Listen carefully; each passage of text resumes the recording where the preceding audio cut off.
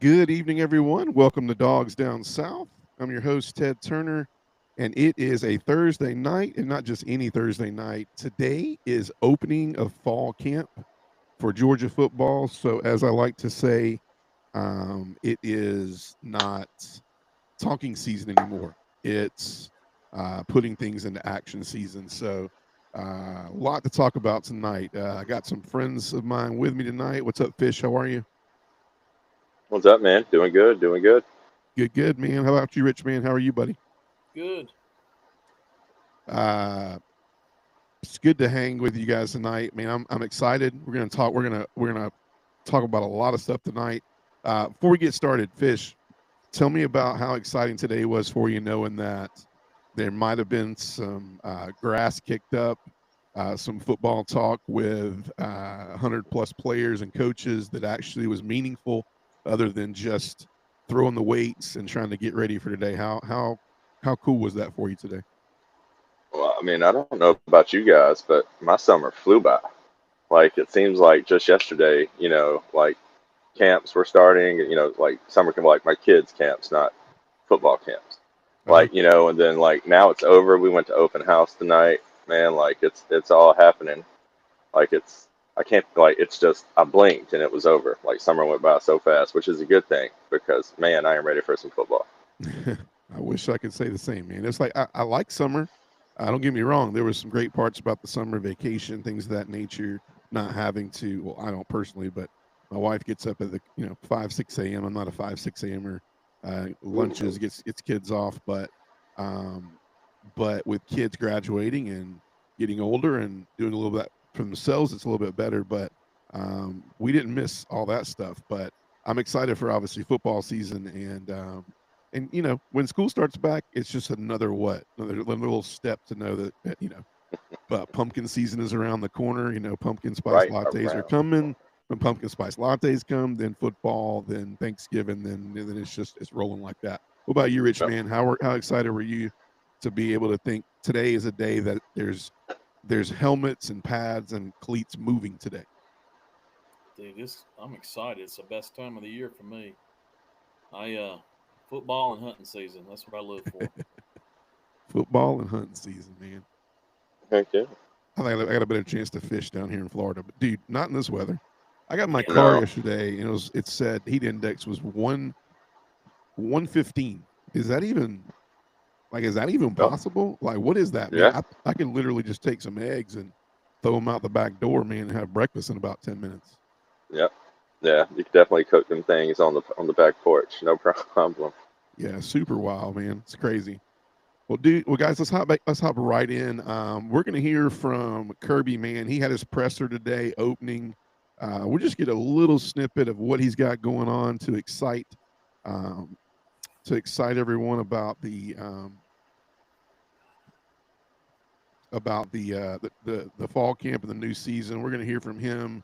I'll hop over to our YouTube page. Let's see what Kirby had to say. Here he is right now. Again, year 10 for us, and really pleased with the off-season work ethic of this team, the summer program. We had some outstanding testing numbers that I'm really excited about for our guys. We did our traditional combine, and then we also did a lot more non-impact cardio. We're trying to get guys in shape without putting the mileage on some of their feet. We're probably the healthiest we've been starting into a camp in terms of looking at the last 5 years, in terms of guys that were out, limited soft tissue injuries. So we are young. We talked about that at media days, but we are hungry. We got a team that's fun to coach. When you go out to practice each day, they've been enthusiastic. They've been out there working out, like just doing all the things you ask. And like I said, a lot of them haven't had an opportunity to play. And now this is their opportunity. But sometimes when you're coaching, it's a lot more exciting for guys when they're having their first time. Now, that being said, the lack of experience sometimes can show, but we're going to try to get through that in camp. We are taking the approach in camp like we have in past years. Our numbers are still pretty good. So we'll approach the camp in terms of physical and mental toughness is one of our biggest goals to achieve. The second is probably creating good habits, like being on time, resting, recovery. Camp's a grind, and ours certainly is a grind. And then, connection, leaning on each other, staying in a hotel for, I don't know, 8, 9, 10 days, 15 practices in 18 days, 2 scrimmages. It's not easy, and it's hot. So we want to really develop this mental and physical toughness we think carries us through the season. So our coaches have done a great job preparing for this and getting a lot of informative tape, NFL quotes, past history camps here, watching guys that are now in the league that came through here. The messaging has been real good. We get to kick off today on the practice field. And I'll open it to questions.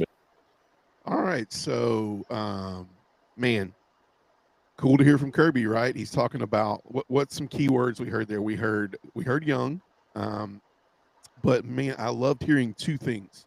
I loved hearing coachable, ready to be coached, and healthy. Healthiest we've been in 5 years. Yeah, that's huge, from man. some of these soft tissue injuries, man. That's a kind of like a little phrase to be like, we're just hurt somewhere. We don't know. I mean, we don't know what's going on with it, but we know they're not at 100%, right?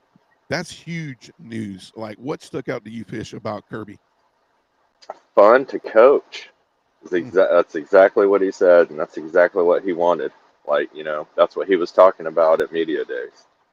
And that's one of the first things he said. And then also, like the mental toughness and everything, I think that's due to our experience level, the age of some of our players, they don't have, like, we're a young team, Right. He mentioned that. And I think that kind of plays along with that. That's why some of the things he's talking about, like making good habits and good decisions and things like that, that's a shout out to our lack of experience. But, fun to coach is the main thing. Yeah. Like, that's exciting for me. I love hearing that. Yeah, I agree, man. I agree. Rich, man, what stuck out to you about Kirby right there? I've heard that 3 times now. He said today he was talking about they're young, but he said we've got a lot of players here that are competing to play now that haven't played, and he talked about that excitement, and because like if you're a redshirt freshman and you're out there practicing, you're not going to hit the field. That's different than you're a redshirt sophomore and there's a position open that I could actually take. That competition level is totally different. And what he was talking about was there's a lot of them out there in that place that are they're going to be competing for playing time. Not only starters, but the second string guys that are going to work in the rotation.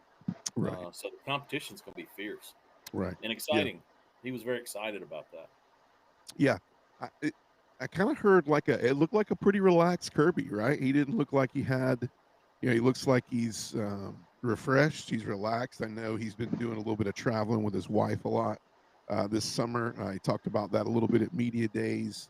Looks like he's gotten away a little bit. He plays a lot of golf in the summer. To each their own.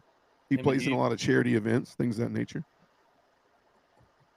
What were you going to say, Rich Man? He and Hugh playing golf.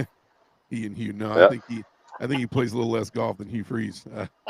But yeah, I mean, I just think he's relaxed. He looked poised. He looks rested. He looks like and that's hard for a head coach, man, because there's so much to do with NIL and recruiting, and it never stops. And there are dead periods, but from what I understand, even during dead periods, you're planning on what's going to be happening once the dead period's over, and that's hard. But I also think there's so many positions on your coaching staff now that you can have coaches that are responsible for those things and trust the process and then be able to do it. Because in parts of the year where those coaches are off, the other position coaches are on, and vice versa. So it was good to see Kirby. It was good to hear, man, the injuries and the coachability from these players, even though they're young, is huge to see. I know I've seen videos and a couple of snippets from, the big thing to do now is the TikTok stuff and, post videos. A lot of the players are posting them. Probably the last time they'll see their phone for a while. So, but they look like, the good thing I like is they look already very connected. They look already like they're loose, connected, and ready to go about their business. Rich, man, any final thoughts? Yeah. Did you see the thing with Micah Mars? I did not. It was interesting, man. I watched it, and they asked him a question. I don't remember exactly what the question was. Basically, he said, "Oh, I'm a dog. I always wanted to be a dog. It's where I want to be." Mm. And I was watching that, and I was like, that's the guy you want to be in the trenches with. Mhm. Guy that wants to be here, he doesn't want to be anywhere else. He's not going to be sneaking off during the season, trying to contact somebody about some how much money I can make somewhere else. No, he wants Yeah, to be a dog. That's the I guy love you it. want in your trench. I love it, man. I'm excited for Micah Morris too, man. We're going to preview the offensive line tonight. If you haven't already done so, while we're hopping in, make sure you go follow us on YouTube. Trying to get to 1,000 followers. Also on TikTok, we are posting live almost daily over there. Just did episode 62 last night that dropped on Apple Podcasts. Go check it out. Follow us on Apple Podcasts, where I did a preview of the defensive line and linebackers. So go check that out if you would like. But I'm going to have these guys help me out tonight as we preview the offensive line. But before we do so, I'd like to hop into some hot takes around the SEC. Just get us some around the SEC chat going on, and then to get strictly formally on Georgia. But some news, obviously, around the SEC to hop into. So one of the hot things going on right now is a lot of people are looking at who's the best quarterbacks in the SEC, right? A lot of names that come up are Arch Manning, obviously. Lenore Sellers, DJ Lagway is somebody that I broke it live on TikTok the other day about he has another nagging injury. Been seen in a walking boot. Has something going on with a calf strain. So, to go along with the upper body injury from the spring, now we have a lower body injury going on for the fall.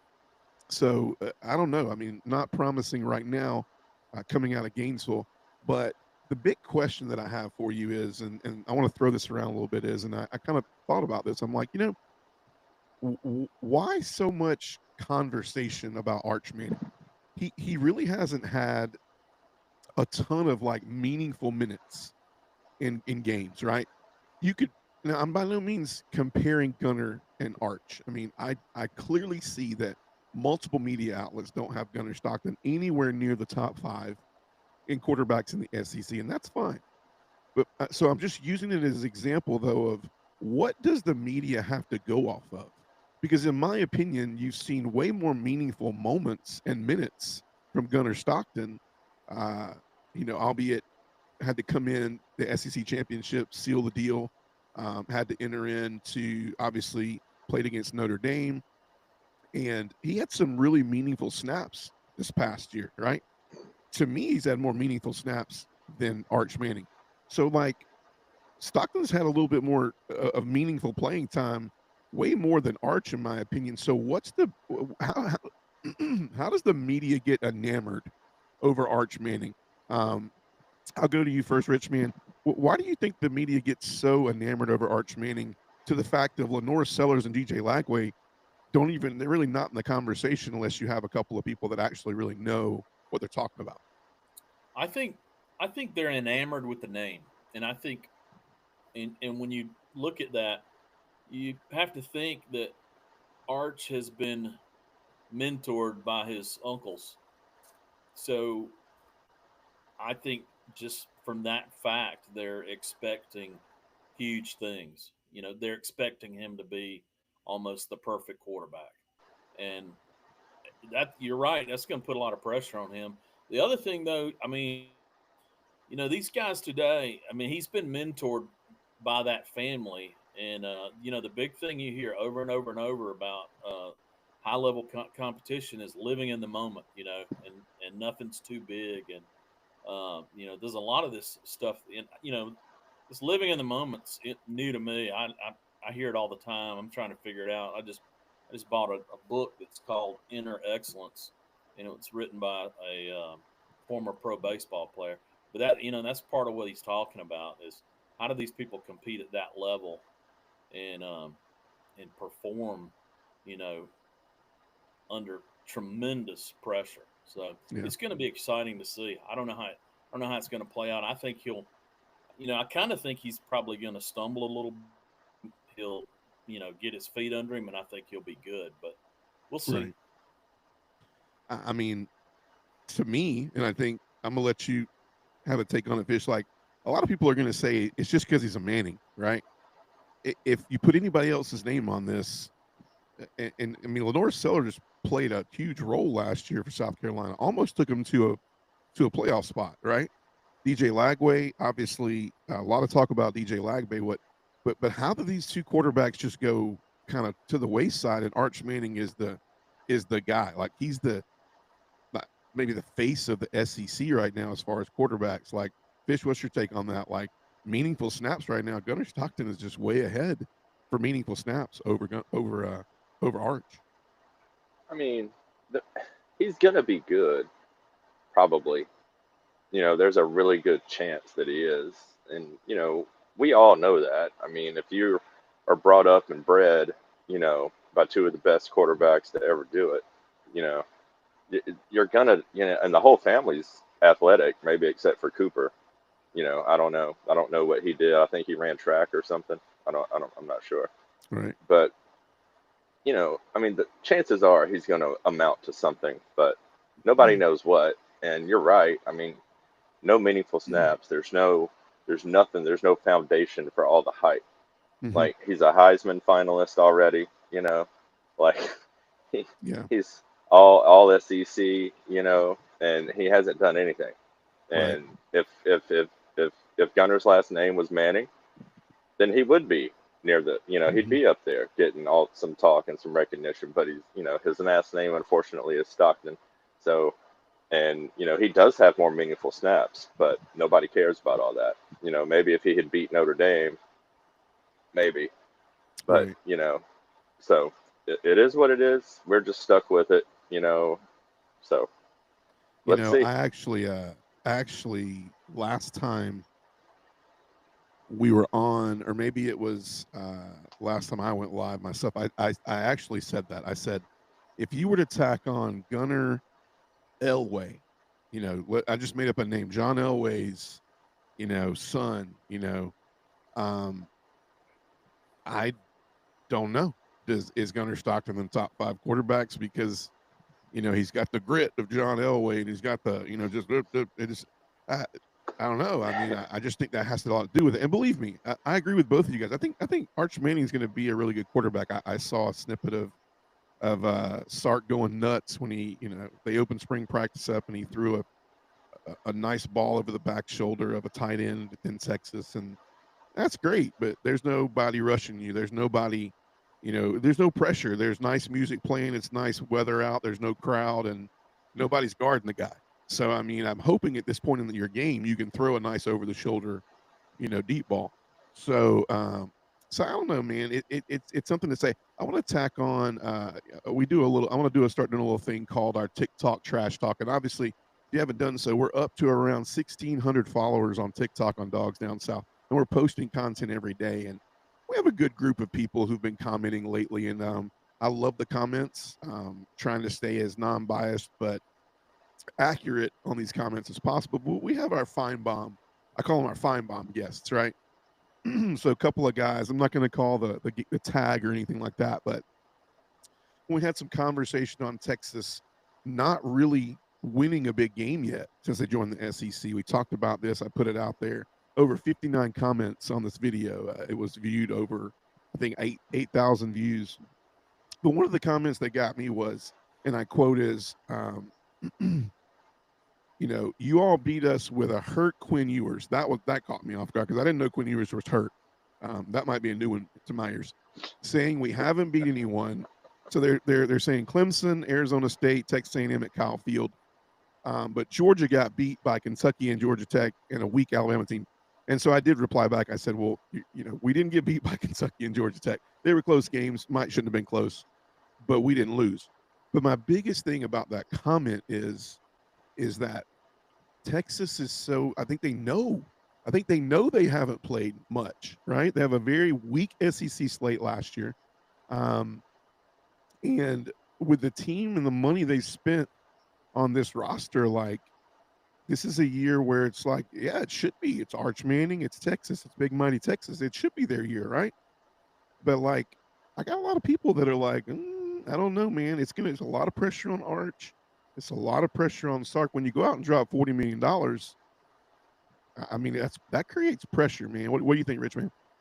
Well, I mean, I think he's going to struggle on the front end because he played 2 games last year and they were not high level competition, and he did well. But he came from a private school. It's not like he was playing uh, SEC talent in high school. Yeah. He was playing private school ball, so he's going to have to adjust. He didn't look well against Georgia. Right. So when you get to that, and I think he's going to struggle against Ohio State because that defense is going to come, baby. Yeah. So I think he's going to struggle, and he may struggle half the season to get in sync with the level of play. I don't know. We'll see. But it's going to be different. Yeah. Yeah. Week in and week out, and it's going to be faster and harder. Yeah. Second question I'll go to is Alabama. This is the crazy thing is Alabama has flown under the radar, right? Alabama's kind of disappeared. Kalen DeBoer is doing exactly what he wants to do. I even think Georgia is doing exactly what they want to. I think Alabama and Georgia at media days was like, yes, like Kirby's like, I don't want all these questions. I don't want all this pressure. It's not pressure, but it's just like these players are like, oh, there's just this built-in like, oh, I didn't know there was this dynamic, right? But here you see Texas and the following of Arch Manning and what they're having to answer to and all the things that, I mean, it kind of strikes me as like last year with Carson Beck, right? It's like now Arch Manning's having this Carson Beck type moment where he's going to have to feel like, man, I got to do these things on my own, regardless of the talent that's around you. Because we all know Georgia had great talent around Carson last year, but time and time again, Carson thought, I got to go out and do this. I got to go out and score this TD. I got to go out and, get this drive done. But Alabama's fallen up under the radar. So my question, I'll start with you, Fish. Like Kalen DeBoer, all this talk about this banter about Nick Saban coming out of retirement. Where is he going to go? Yeah, it might not have hit Kalen DeBoer during media days, but I will tell you what it didn't do any favors with. If for some reason Alabama doesn't pick it up this year and make the playoffs, you know that you're going to hear the chants from the stands, saying we want Saban. I mean, why? All over a small maybe leak in some information, or when Nick Saban might have been having, a lobster roll after 18 holes at the country club, and he just kind of throws it out there after a couple of scotches. I don't know, but is it? I mean, I don't know, man. I mean, how short of a leash does Kalen DeBoer have? Do you think this year it's playoffs or bust for Alabama? Because Alabama not making the playoffs 2 years in a row is unheard of. Would you agree, Fish? I don't know if it's playoffs or bust, but I know if he messes around and loses some games he's not supposed to, he better get him and his family staying at a hotel or something. They better get witness protection because those fans aren't gonna have it. Like they demand excellence, and why not? I agree. I mean, they're entitled right now to want to win and to need to win. Yeah, and whether he can do it or not, I don't know. It's just kind of like Arch Manning. We'll see. Like, that's one of my favorite what ifs this year. How will Alabama do year 2, Kalen DeBoer and Arch Manning?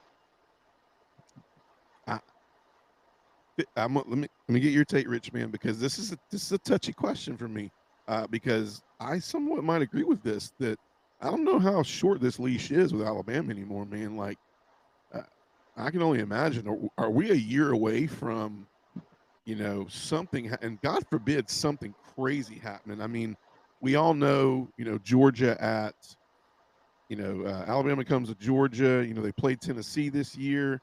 They get Auburn in. I mean, I don't know, man. Like, can Richman, you chime in? I mean, I'll give you my answer at the end. Dude, Alabama had to live off a dead bear for 20 years. Can you imagine them having to live off Saban, retired? for 20 years. These people will melt down if he doesn't get to the playoffs.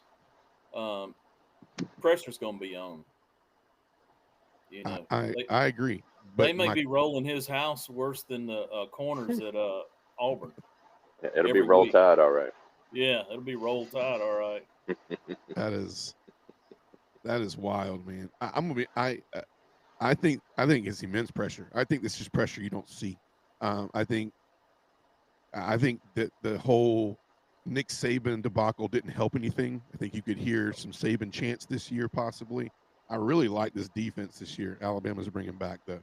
I think it's a lot of this is going to hinge on Ryan Grubb and Grubb and the quarterback position. Can this offense move the ball? They got talent all around Ty Simpson. This defense is going to be really good. I mean, really good. I'm just telling you, Alabama's defense will be very, very good this year two. Questions: are they going to be able to finesse this offense? Yes. In such a short period of time and make it sing. Yes, I 100% agree. Before we get into the meat and potatoes, my last TikTok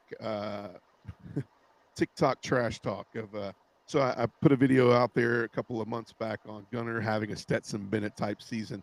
And I had one of these, I had one of my comments that we haven't talked about in a while, so let's talk about it. It said, connection is good. Bobo's play calling, 60% of his play calling, the other team knows what's coming.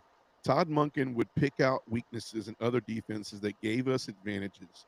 If Bobo can do that, then we'll be fine. Now, what was cool about this comment was it wasn't really a Bobo bashing ceremony. It was more questioning of the fact of what do we not trust the past year with Carson? Like, did we not call some plays because maybe he checked out of half the stuff that he called?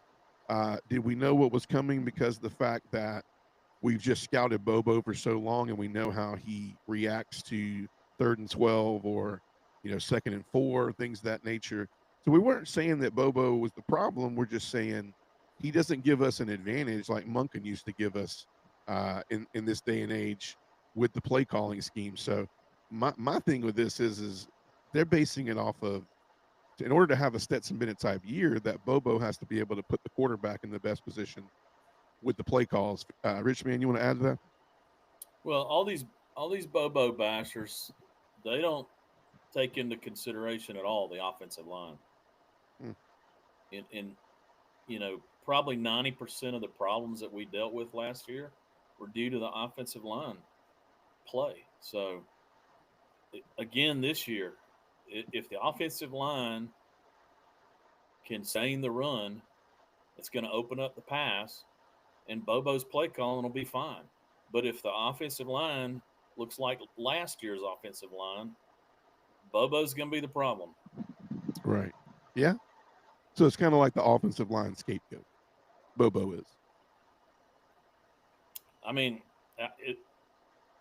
I'm just telling you, you ain't going to win without a line that is able to sustain the run. Yeah. Yeah. It ain't going to happen. Yeah. And ultimately that boils down to those guys in the trenches. I mean, you can blame it on coaches all you want to, but look, if I played in the trenches, if you line up against somebody and they whip your ass all night long, that ain't on the coach. It's physical. You just got beat. You're not as good as the guy across from you. It just depends on how good our guys are when they match up with these other guys. Right. And are they going to be able to sustain a run game? Right. That's what it's going to boil down to. Yeah. I mean, I think he could easily be a scapegoat of that. I do think Monken used to put us in some scenarios where we were very unpredictable. I agree somewhat with that. That's why I posted that comment. But last year, I mean, and we're going to talk about it a lot as we lead up, but last year I don't think had a lot to do with that. Before I go, Fish, what's your take on that? I mean, I'm going to continue to resonate about Gunner and Stetson because I do feel like it's that type of year. I feel like the players are talking about Gunner like they talked about Stetson. It was kind of like they're defending their little brother type thing. But, I mean, were you a big Monken guy? I mean, what did you – I know we talk about this a lot. I mean, are you a Bobo guy or were you a big Monken guy or where do you sit with that? Well, was Monken the mastermind, and how good was Stetson for executing it? You know, because Right. they can call the best play in the world, but the guy on the field has to execute. Right. Like the line has to block, like Rich said. You know, like that's important, and you know, we need. Hopefully, this year we've got some backs that'll help our O line, Yeah. and you know, they won't put so much pressure on them. That'll take some of it off because you know, I think Nate Frazier. You know, he's quick, man. Like he was watching last year with that same line. You know, but Stetson Right. had like a all-time offensive line that first championship. Like it was otherworldly. Them boys were great. They didn't miss blocks. They were awesome. I Yeah. mean, I think there were 6 games he didn't get sacked, 7 games, something like that. They put in a row together. Right. I mean, and that has to help. I mean, it has to. But I'm also somebody that has been a Georgia fan. I'm not recent. I'm not a newcomer. I was Yeah. here, you know, throughout the first Bobo stint. Right. You know, Yeah. so I don't know. It's hard. His offense can get vanilla. You know, tunnel screen, tunnel screen, tunnel screen. I mean, that's very predictable, and there's only so many ways you can set that up. You know, like so. You can watch some of the older games from last year, especially like teams shift Right. when one of our guys goes in motion and they come up, they creep up because they know that a screen's coming. I mean, you can do it too. You can see it coming. Yeah. Anybody can. I mean, Yeah. but that's again, there's a lot of reasons why we were who we were last year, like Yeah. a lot. So before I pass over to Rich, man. So are you a Bobo guy or are you a Monkey guy? And I'm not saying that Bobo's not, by saying that Bobo's not a great coordinator, but I am saying the excitement of getting the players the ball that needed to get the ball. Monken did a really good job of that, and I think Bobo, with a trusted quarterback, I think we can get back there. So, are you a Bobo guy or are you a Monken guy? Fish might be having some problems over there. We'll come back to him. Rich man, you Yeah, popped in I there. mean, What you do you look at the think? talent that Munkin had. I mean, he had a sustainable run game. Look at the Bowers is the number one tight end in the NFL already. Right. I mean, you just look at the talent. So, you know, I'm a Munkin guy because he had all the talent. You Right. know, but but Munkin's first year or two, they were hot on his case because Yeah. talent. He didn't have the performance. So Right. I mean, Right. it's just it was easy to be confusing because you had Bowers on the tight end, you had a sustainable run game, you had wide receivers that could catch the ball. Right. You know we could catch the ball out of the slot, out of the wide receivers. I mean, everybody could catch the ball, so Right. you didn't Right. really know where the ball was Right. Yeah. going. So you know, give me that kind of performance from the players, and I'll be a Bobo guy Right. No, I because it agree, won't man. really. It's a tough question because Bobo's here now, and he's you don't want to make it look like, oh well, it's not Bobo. I like it for me. I think Bobo is when he has a comfortable relationship with the quarterback, and he knows when I'm calling something, we're thinking the same things, right? And we all know that that's tremendously hard, especially in this area of NIL, because you don't have quarterbacks that have been coming through the system. And, you know, you get a lot accomplished when you're standing on the sideline during practice and your OC standing there. And Gunnar Stockton's been standing in that conversation in that huddle with Bobo for years, listening to how he ticks, listening to how he thinks, listening to how he processes Well, things as an offensive look coordinator. at look at the recruiting. Yeah, All the 5 stars came on the offense this year, so somebody believes in Bobo. right, The kids that are going to have to go out there and play are believing in Bobo because we didn't get right, any 5 stars on defense. right. No, absolutely. I couldn't agree with you more. I mean, I think the relationship is huge. I think you're right. I think at some points, I think Monken didn't really. I don't know if he didn't trust Stetson a lot, but he just didn't. He had that. I call it a leaky relationship with him until year 2. And I think Right. with Bowers and Stetson and all that going on, I think automatically we saw productivity from that. Relationships got better, but I think Bobo has drawn a hand up where he hasn't had consistency in the quarterback position. Or receivers. I would say the same. Game. Yes, I would say the same for that as well. All right, so we're going to hop into our fall preview part 2, and we're going to talk offensive line. So this is Richman. This is honestly a topic you picked out for the first kind of position group we would hit on, and so let's start there. So we're going to kind of go through what we think a 1, 2, and 3 depth chart will look like. We'll talk some names. We'll kind of introduce numbers when you're looking for them next year. Now, this is a position group. Before we get started in actually identifying Richmond, let's talk overall, right? So me and you are on the same page, I think, of I think the ability to run the ball this year and to stop the run, I think, is going to be things that you continue to hear throughout the process of this offensive line and the process of camp and where Georgia wants to be able to go back to a national championship and contend this year. So huge when you look at offensive play and what it can do for Georgia moving forward. So let's start here. What is the biggest thing that you think from last year to this year that has to improve for this offensive line to be better this year? Richman. Well, I mean, I think we're already the first thing that we can say is we're walking into the season without the injuries. Because our offensive line was battered with injuries last year, and like Green was, I mean, he was a formidable tackle when he was a sophomore. So right, was it or no freshman? Because what year he is? He's a junior, so he played as a freshman, and he was formidable. But last year he was, he was hit or miss, and a lot of that had to do with his shoulder injury. Right. So I think initially, if these guys can come together in camp and create, that cohesion. Now, I got some issues too with this duo.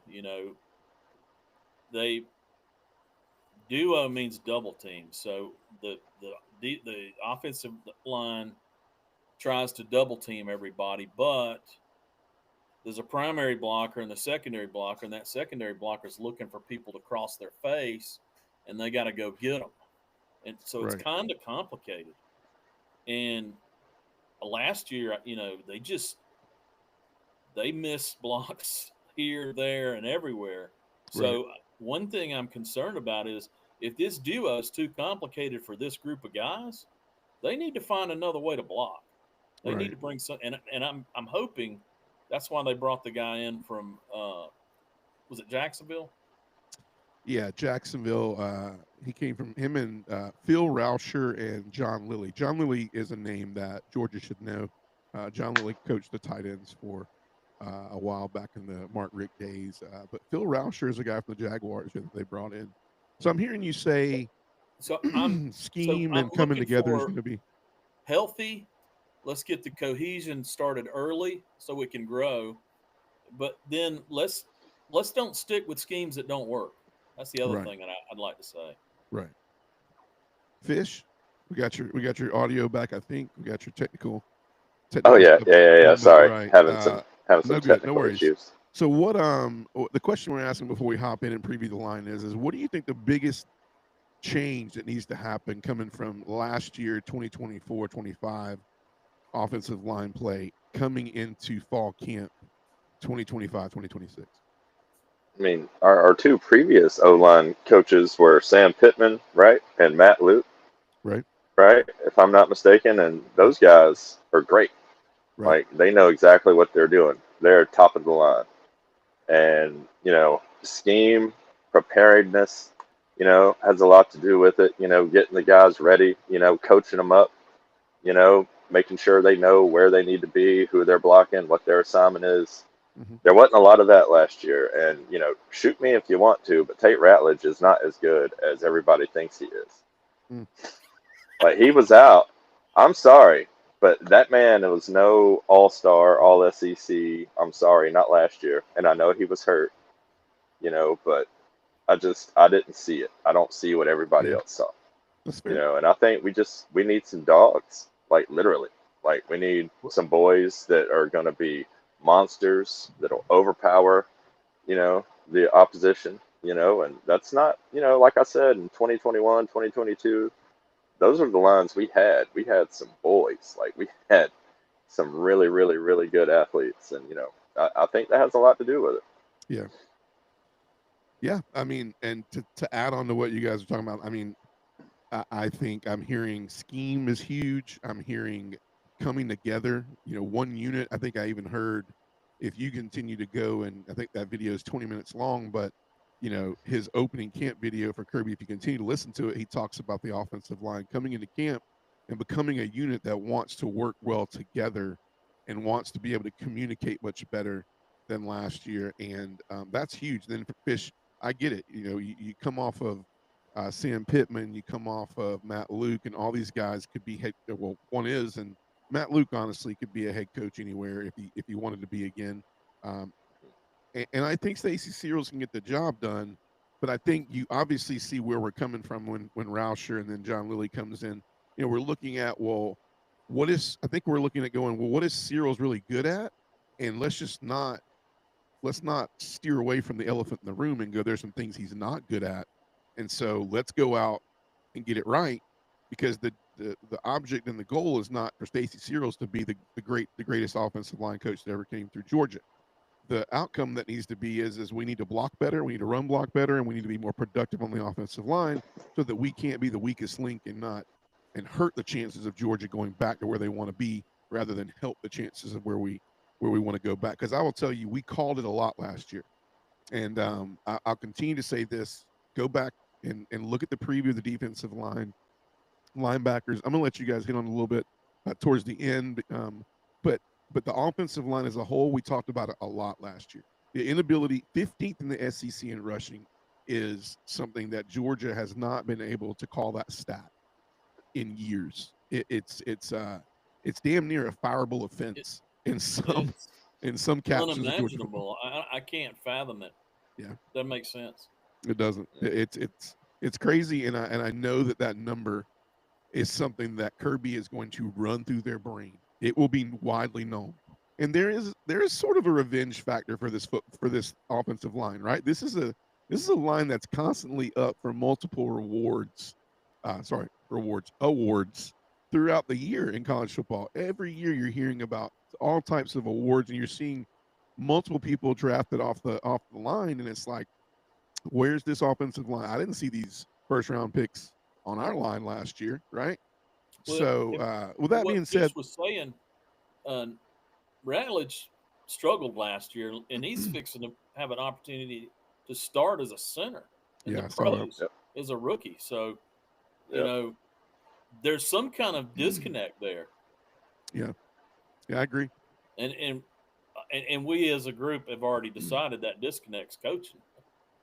Yeah, I mean, believe me, if you would have told me Stacy Searels was headed out last year, I would have said, look, man, I will be at the going away barbecue. I don't like it. I don't hate it, but I'm all about understanding the fact of if Stacy Searels wants to be here, he wants to improve, and he wants to make Georgia better, then yes, I'm all about second chances, and I'm all about you kind of get some gimmies. But see, you got 15 to 17 game seasons now in college football.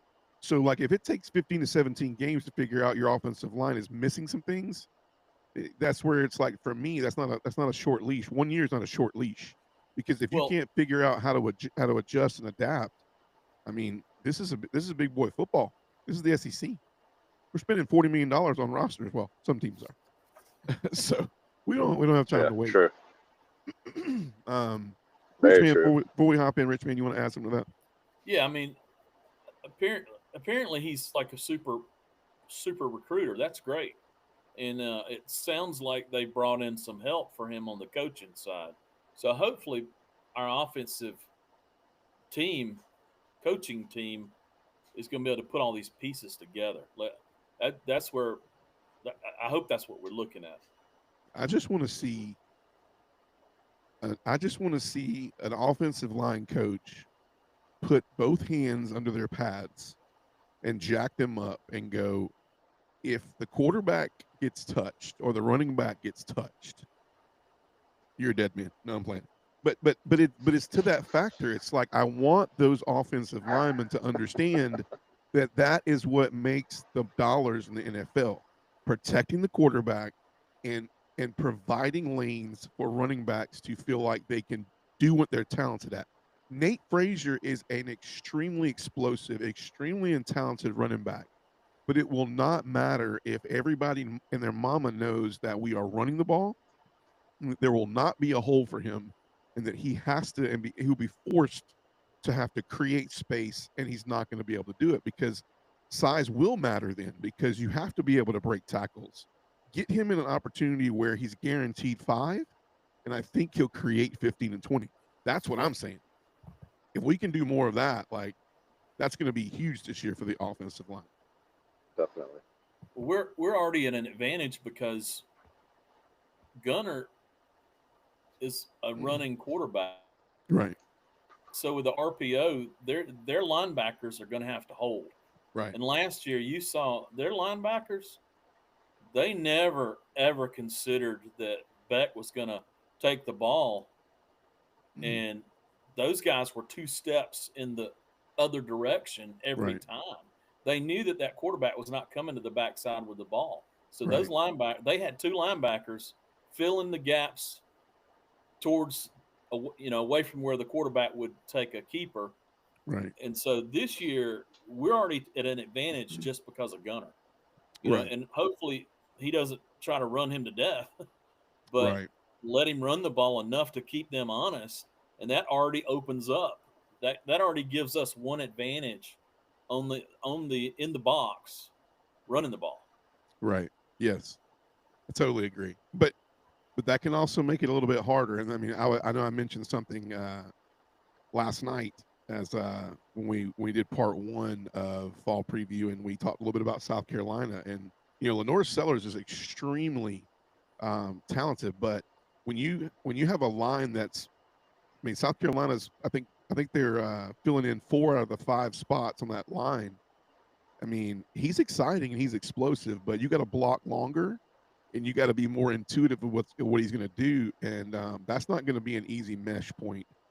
So sometimes having the legs doesn't really, 100% make it feel like that line's going to get some, I would call it, resolve because of that. Sometimes it can make it a little bit harder. However, I don't think also we'll have a lot of plays that are built around Gunner just running the ball. I think he will be able to create with his legs when things break down, which is something Carson did. But let's just be honest, it was it was a little bit less desirable speed and agility, and I think Gunner needs to know where he needs to slide and not get his head taken off this year. It's going to be a long season for us, but yeah, I mean, it can create more problems. So let's hop in. Let's introduce some of these guys and what numbers are we wearing. I mean, when you look at names, you like what you see, but let's really talk about in depth about what you guys think about some of these guys. First off, this is what we believe we might walk out there for Marshall.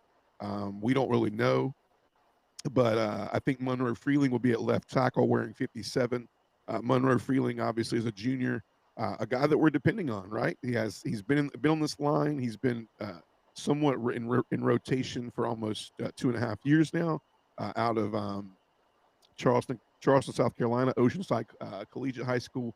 And then obviously left guard, we think Micah Morris, redshirt sophomore. We just talked about Micah Morris. He's been in the program for a while. He's been a part of a lot of offensive lines that have done a lot of damage at Georgia. He knows what a productive offensive line has looked like in the past, and he's been on that line last year. But just once again, Micah Morris was banged up at times last year, right? Obviously, Drew Bobo. I've heard a lot of great things about Drew Bobo. I mean, let's just be honest. He's a coach's kid. I think he's beefed up a little bit this over this offseason for what I'm understanding. But Drew Bobo's not really a small guy either for a center.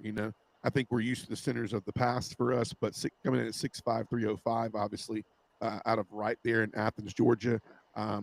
We're looking at Ernest Green again at right tackle. We're in 71 from Los Angeles, California. Came out of John Bosco. And then the newcomer kind of, and the new name in there is Daniel Calhoun. Now, crazily enough, when you look at this line and you go, man, this line's young. I mean, the starting five's young. Not really. I mean, when you look at this line, Daniel Calhoun is a redshirt freshman. The biggest thing about Daniel Calhoun is he is a massive human being. I mean, Daniel Calhoun is 6'6", 325 out of right there at Walton High School in Marietta, and Walton High School plays big boy football. And so when I look at this five that we might trot out there against Marshall, I don't see we're restructuring this line thing. I mean, you look at Monroe, you look at what he's done in the past, you look at Micah Morris, obviously Drew Bobo has had to be in there due to injuries in the past 2 years at times. Ernest Green, what in this starting five? I'm gonna go to you first, Fish. Like, what stands out to you about this starting five, just observation wise? No, I think you hit the nail on the head as far as experience level goes. Like, not necessarily their age, but their snaps. Right. I don't see a lot of snaps. Micah Morris is going to have to be the anchor, right, and Drew Bobo is going to have to exceed expectations. I feel like we need a good center, a smart center who can identify blitzes, identify defense, call out, the mic, do his job, and he needs to be able to do it really well. Right. And you're right, he's a coach's kid, so he's got to be smart. Like, right. We assume that he's very well educated on football and how to do all that good stuff. Right. But yeah, definitely experience. That's gonna hopefully not hurt us too much. Yeah. Rich man, what jumps out to you? What's your first take on that five we might roll out there? Well, I mean, obviously the center of the line is going to be where the inexperience is. The experience is going to be with the tackles. So I'm expecting those tackles to. I want them to dominate. Yeah. I want them to take that experience and take their health and dominate is what I'm looking for. Yeah. Before we hop in, we're gonna include our tight ends, but let's talk about some names you might not know. Obviously, and this is these are some of the guys that you'll see rotating in. I mean, Kirby loves to rotate. He loves to have new people on the line and fresh legs all the time. I think Jamal Merriweather is a name to remember. Another big kid, man, 6'7", 305 out of Brunswick, Georgia. Michael Uini, another name you need to listen for. A guy that came to Georgia, 6'7", 325 redshirt freshman. We plucked him out of Texas. Marcus Harrison, redshirt freshman. These are names that are, a lot of people are like, man, who are these guys? But man, you talk about size. I mean, we are not lacking size. And I know we talk about battleships, but this Marcus Harrison kid, man, I mean, he goes 6'8", 330. That's crazy, man. Like, what? Bo Hughley, I'm really high on Bo Hughley. Why am I high on Bo Hughley? 6'7", 295, and I heard he runs really well. So you can kind of tell we're still in the battleship era, but we're trying to maybe get out in some of those things. And then another name that you may have not heard, but Flynn, Walt Claire Flynn. I mean, this redshirt freshman out of Grayson. I haven't heard that name. I don't even know who that is. Seems a little. I mean, he's not the size we're used to. I mean, this kid. I got to see this kid on the field, but 6'2", 290. I mean, yikes. I don't know. I guess they got him in the second. But the two that I will talk about outside of those two are Juan Gaston, big 5-star freshman that a lot of people around Athens said, I think Juan Gaston will crack the lineup this year at some point. It's not if, it's when. He's a guy like Monroe. They added the 5-star to his name late after he was brought in. But Juan Gaston is 6'7", 360. Guys, I mean, this is a massive human being out of Westlake High School. And then, obviously, the bad news is, obviously, Ja Jackson. He had the 6'10", 350. I mean, he's massive too, man. But the big news with Ja is we got some charges, man, that are gonna have to play out, and we might not see much of him this year. So I feel bad for the kid, but I also don't feel bad for the decisions that are happening right now, because NIL money's at play, and we're treating these positions like they're professional positions. And so we'll leave that commentary to let Ja get worked out with his with what's going on with him, and I wish him the best. But from Kirby today, it was said that we will take care of that in-house. So who knows? But so let's hop into tight ends. Obviously, when you look at our tight ends, this is an exciting part. Obviously, you look at Oscar Delp, who's going to hold it down. He's a senior this year. Lawson Lucky, who flashed last year at times, wearing number 7. You got Jaden Riddell. Jaden has been quiet, but I've heard really great things about Jaden. He practices hard. He's learning. He's kind of learning the offense a little bit better, so we could see a little bit of him. And then you got the two, I call them the two elite freshmen coming in that you could possibly see at any time. They bring on different pieces to the Georgia lineup. You obviously have Elias Williams. I mean, man, he's going to be wearing number 10. You can't miss. If he takes the field, you can't miss Elias. I mean, 6'7", 255 out of Camden County.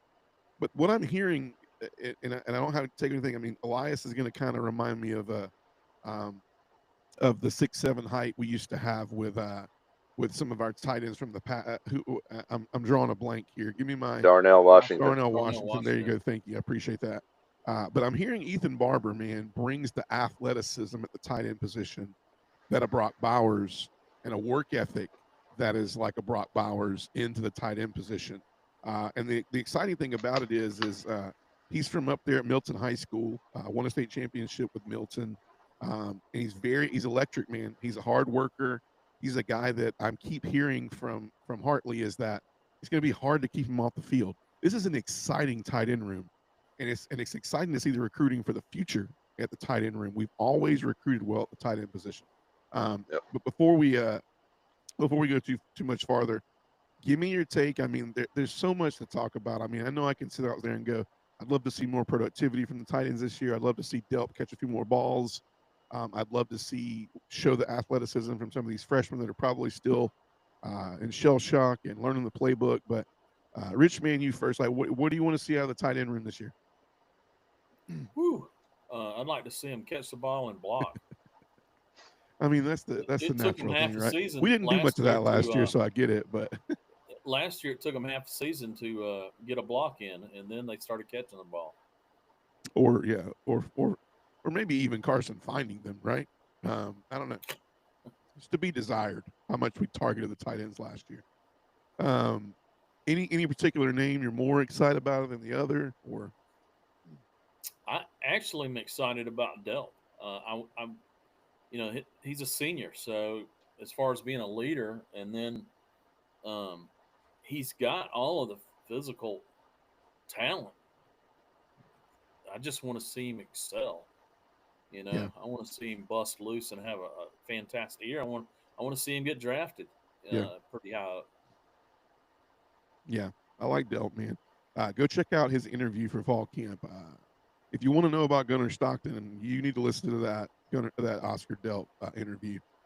He was asked, and he said the look on his face was very convincing that this team trusts Gunnar. This team is convinced that the things that the media and the outside world has drummed up about Gunnar is not what the inside is seeing. It's just not, man. I mean, when you just go watch the interview for yourself, when that guy talks about Gunnar, it's like when people take up for their little brother, right? And it's that kind of meanness that the smug on his face looked like. Fish, really quick, what are you most excited about with the tight end room? What do you want to see from the tight end room this year? Delp needs to be Delp, and Lawson needs to get lucky. You know, I like we that. we don't I mean, we run a lot of two tight end, man, like we do, and you know, trying to run the ball and you know, short yardage and stuff like that. Like those boys gotta step it up this year because last year they were whiffing blocks left and right. You know, a couple of drops here and there. I mean, it was just a very less than stellar year as far as like what we're used to. You know, Right. we didn't get good tight end play, good O line play. Running backs were iffy. You know, kept getting hurt. You know, we had to rely on a freshman, Right. which I hope we don't have to do again this year. But I hope Right. we have one that's going to show out. Bo Walker. I hope he shows up, shows out. I know he's not tight end, but anyway, like just all around, you know, our offense has got to improve. Yeah. Totally agree. And I agree with you, man. I think Delp and Lucky, they got to get their touches this year, man. They got to get.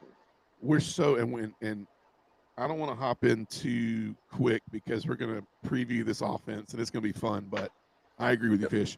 Rich, man, I want to go back to you really quick. You want to add something on the tight ends? Yeah. Well, on Gunner, Huh? did you see the interview with Bowers recently? Gunner and Brock Bowers look like they're cut from the same mold. Yeah. I mean, I like the it's take. I crazy. like it.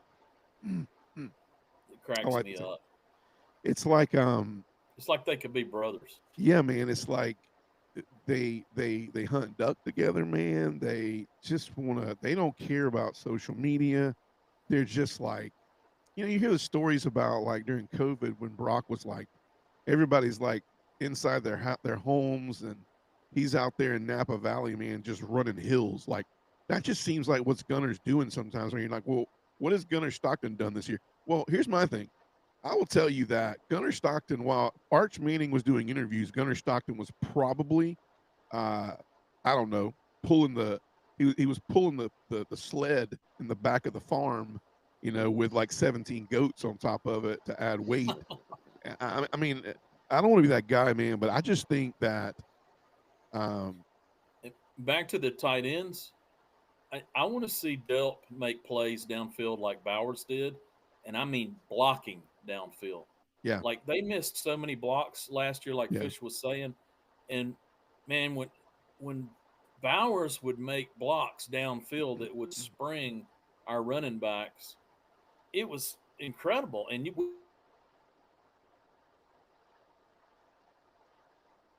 we lost you. We lost you, Rich, man. He's froze. Frozen in time. Frozen. He's back. There he He's is. back. He's back. back. I missed the last part of your comment, Rich, man. Yeah, I was just saying, I want to see those blocks downfield. We just didn't see any last year. Yeah. And Agreed. Bowers used to do it beautifully, and I know Delp can do it because he did it before. Agreed. But last year they just didn't do it. Not Shoot, only Bowers could get downfield though. Bowers was fast. Like he could get downfield. Is Delp that fast? I think Delp's pretty fast. I'm gonna one up you guys and say, did we have that problem because we never could get downfield? I mean, it was just hard last year, man. Like I felt like our running backs were never getting to the second level a lot. It was frustrating. It's like the tight ends are. I mean, we're just not the point of impact. Huge, right? If I'm a O line coach, and I'm working with this offensive line this year, I'm looking at the point of contact, right? Georgia's offensive line is not used to getting pushed off the ball on the point of contact, right? We got pushed around last year. I mean, and then you start to deal with the fact of where it was the predictability and the play calling. If you're getting pushed off the ball and you got linebackers that are predicting run and firing gaps, how does a linebacker? I mean, how does a tight end ever get to the second, third layer to make those blocks? And when we But did, I mean, even when we had plays downfield, pass plays, yeah, or running plays, yeah, there was never any blocking at second or third level last year. I agree. And years before, we would make plays, whether it was pass plays or screens or whatever. We were making plays. We were making blocks downfield at the second and third level, and you didn't see any of that last year. And maybe they were just so bad that they just gave up, and they're like, I'm not running down there trying to make a block. God, I hope Yeah. a Kirby Smart coach team would never, ever, ever say anything like that.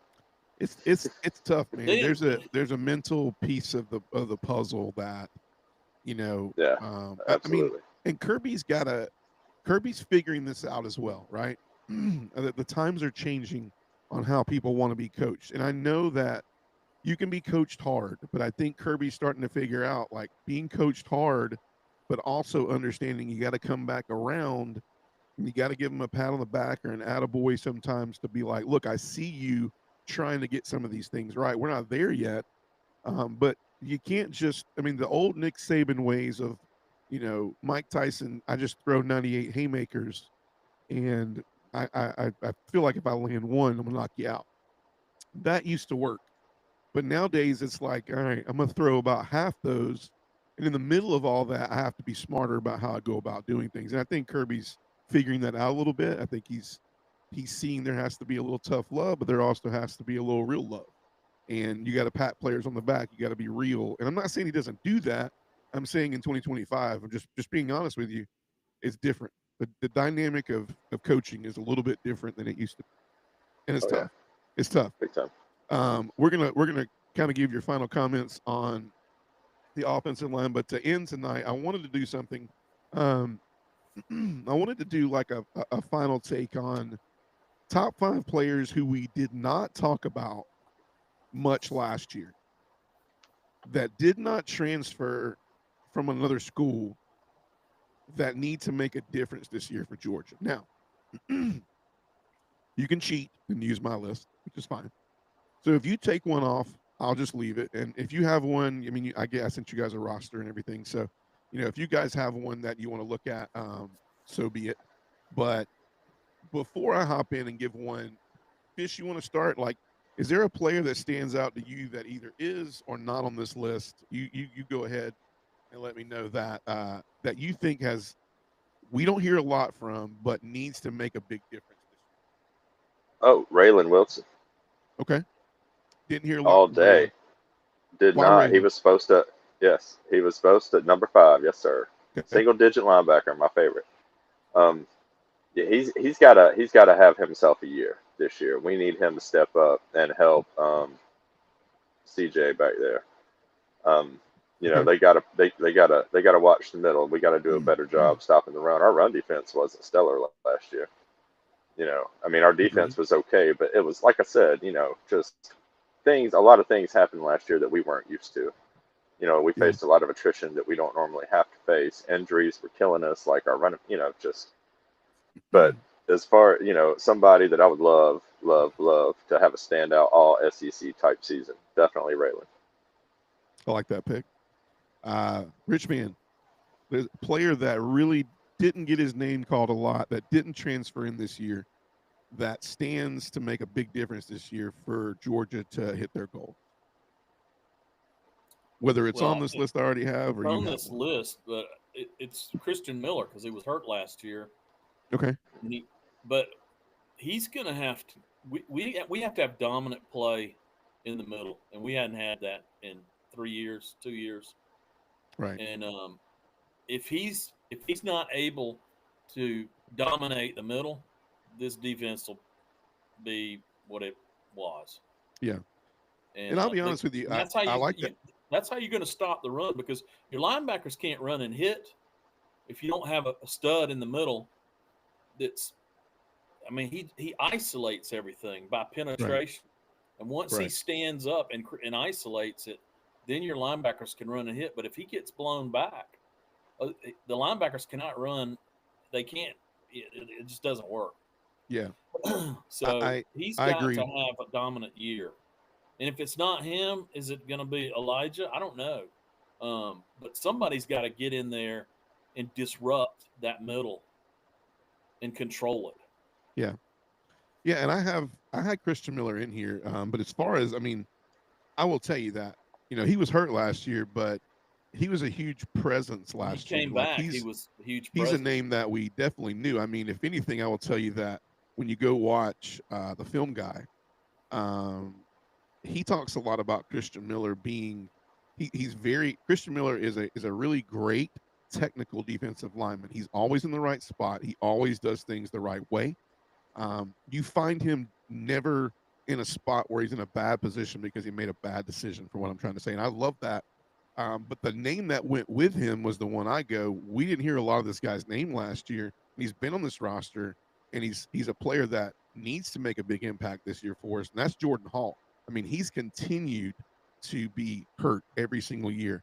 And Jordan Hall, I mean, guys, if we can get Jordan Hall and Christian Miller to the days of where the middle of the line helped get CJ and help get some of these linebackers in the middle to be able to play free, that's where the difference changes. And I feel like when you look at how our blitz packages are lined up and how if we're just getting blown off the ball and you're asking a linebacker now to fit his nose in there, you might as well let him drop back into pass coverage because it's not going to happen.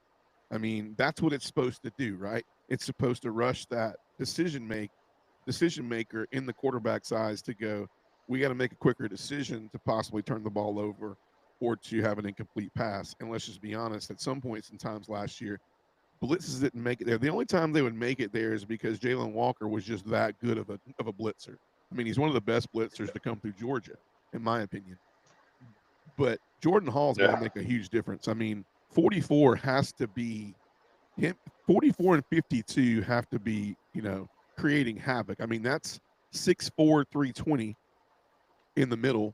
And I mean, he's a junior, guys. He knows he's had snaps, with this defense. And then you look at Christian Miller. I mean, you got 320 and you got 310 right there in the middle. That's very athletic, and that are very good at their positions. If Jordan Hall can be who he's supposed to be, that we were supposed to get with Jordan Hall, there's a game changer on the defensive line.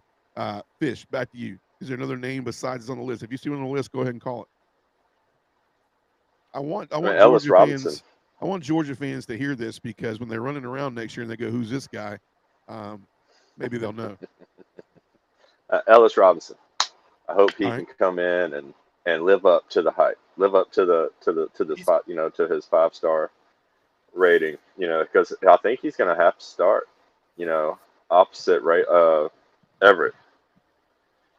So yeah, definitely him. Our secondary, I hope, can step it up a little bit this year. If he doesn't start, he's going to be in the rotation. Yeah, I like Robinson. The big question I got for you guys, for both of you guys, I'll go to you, Richmond, first. Is does Ellis Robinson, does he make a corner? Does he make that starting spot this year? I mean, Daniel Harris was. The coach's concern was his consistency at tackling. So hopefully this year in the off season, he's bulked up and built some strength, and he has improved the tackling. If he can cover and intercept balls and run them back for touchdowns, he doesn't have to tackle. Primetime didn't tackle. I watched him get drugged through the mud, man. I remember when I was a kid watching him play for Florida State. That man got drugged all over the place. But he was fast, super fast. Yeah. He was faster than everybody else, that's for sure. That's right. Ellis Robinson's has got to break through this year, guys. I mean, he is if he doesn't, he's gone. I mean, he'll be a Julian Humphreys that we talk about. Julian Humphreys, incredible talent.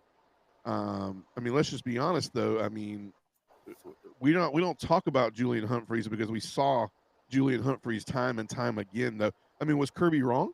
I mean, you saw Julian Humphreys time and time again in bad position for deep balls. He was lost. He was turned around.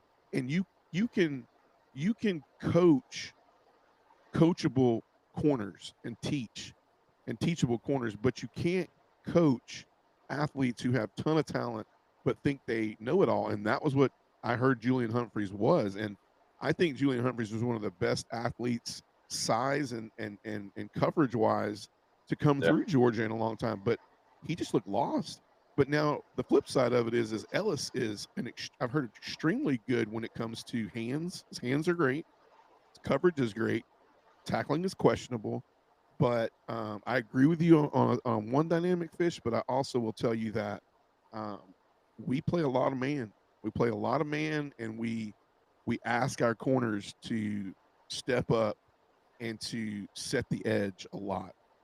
And I think that's one of the main things that Kirby had the problem with is, Dalen Everett, man, if you can't, we went back in the day and talked about Dalen Everett, and now you look at Dalen Everett and everybody goes, that's our lockdown defender this year, right?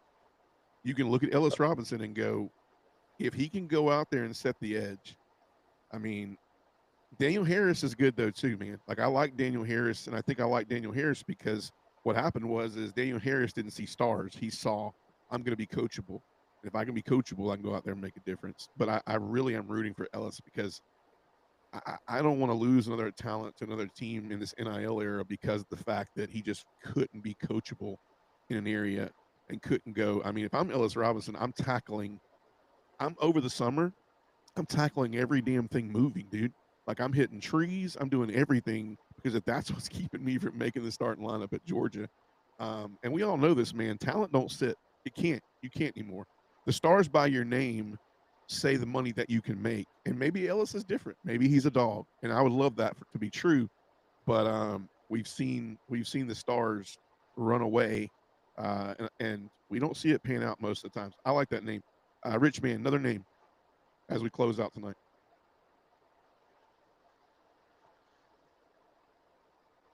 Rich Man, you got me? Rich Man might be froze. I'm going to add another name. So Justin Williams. Man, Yes. Justin Williams, I am so excited for this kid. So excited for Justin Williams. How good can he be is the thing. Justin Williams came in as a 5-star. He is extremely athletic. He loves, I repeat, loves Georgia football. He is a dog, and there's just something about linebackers who are athletic. They love Georgia football. They love to be coached hard. I just think he can be molded into something really special. We stole him out of Conroe, Texas, Oak Ridge High School, and 6'2", 225. I just like this kid, man. And I think the biggest thing is what is his ceiling? Because if Raylan comes on this year, if Chris Cole has manned up from last year and Justin Williams can fit into that with CJ, this linebacking core can be dangerous, man. Can be really, really dangerous. Yeah. I'm not just saying this for Georgia fans. I'm telling you, Justin Williams and Chris Cole are men among the boys right now. They're only sophomores, but they're playing at such a high level right now. What do you like about Justin Williams? Well, just side note, Chris Cole was going to be my next name if you asked me again. That's what I was going to say. Because like I'm all about the linebackers, man. Like I love me some linebackers, and that's what we're known for. Apparently, we can't be RBU, so we have to be LBU. You know, so and that's fine because we do. I mean, we have a laundry list of famous great linebackers that have gone first round talent to the NFL. Right. But yeah, man, Justin Williams, Chris Cole, Raylan, CJ. I mean, that's scary, man. They could do some really, really, really, really, really good things. I mean, there is so much potential, and it's such a high ceiling for our core as a whole. Yeah, I totally agree, man. A couple names else I just added to the list. I had Daniel Calhoun. I mean, obviously, we didn't hear a lot from Daniel Calhoun. We're asking him to start this year probably in that redshirt freshman role at right guard. I think we'll be fine. But in a nutshell, I think he's going to have to really put up some stout numbers. Welcome back, Rich Man. Lost you for a little bit. And then Gabe Harris, we've called Gabe's name. He's been injured a lot. But Gabe Harris is that junior leader. Juniors nowadays, man, they're leaders, bro. Like they're leaders. We don't see a lot of seniors anymore. It's weird to see. But I think Gabe Harris brings back a little bit of a dimension of, if he's healthy, he brings back some leadership on that defensive line to go along with Christian Miller that can remind that defensive line of what the breaking point is this year, because stopping the run and running the football is going to be something that it just has to be done this year, or we're going to be really frustrated every week. We really are. We're going to be talking about, and I don't want to bear the bad news. I will say this about Carson. I think Carson did have when it came down to game type decisions to win games, he has extremely good arm talent. He did make some really great throws. He made some good decisions. He made some bad ones, but he was talented, and he won some games for us at quarterback. I don't want to put Gunnar Stockton into that position this year, so we're going to have to run we can't let the Georgia Techs and the Kentuckys and the Mississippi States and those things. We can't let those games get to be where it's like, okay, like we can take a game off.